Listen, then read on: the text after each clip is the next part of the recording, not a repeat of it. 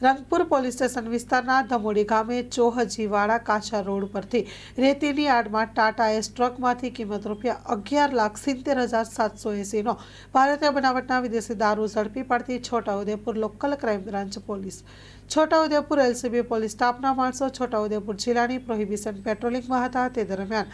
FM Damor police inspector અને છોટાઉદેપુર નાઓને ખાનગી રાહે બાતમી હકીકત મળેલ કે ટાટા ટ્રકમાં ભારતીય બનાવટના વિદેશી દારૂ બિયરની પેટીઓ મૂકી ઉપર રેતી ભરી કવરિંગ કરી ચોહજી ગામની સીમમાંથી ધમોડી ગામ તરફ નીકળતા કાચા રસ્તે થઈને હાઈવે તરફ નીકળી સુરખેડા ગામ તરફ આગળ જવાના છે। જે ચોક્કસ બાતમી હકીકતના આધારે હાઈવે તરફ આવવાના રસ્તા પાસે હાઈવે રોડની આજુબાજુ થોડા અંતરે વોચ તપાસમાં ગોઠવાયેલા હતા। ત્યારે થોડો સમય વોચમાં રહ્યા તો એમપી તરફથી કાચા રસ્તે એક ટાટા ટ્રક હાઈવે રોડ પર ચડતા ટ્રકના ચાલકને ટ્રક ઊભી રખાવી ઇશારો કરી ટ્રક ઊભી રખાવી ટ્રકને કોર્ડન કરી ચાલક તથા ક્લીનરને પકડી લઈ પંચોની રૂબરૂમાં ટ્રકમાં ટ્રોલીમાં રેતી ભરેલો જે હટાવી જોતા નીચે ભારતીય બનાવટના વિદેશી દારૂના ખાખી કલરના રેમ તેમજ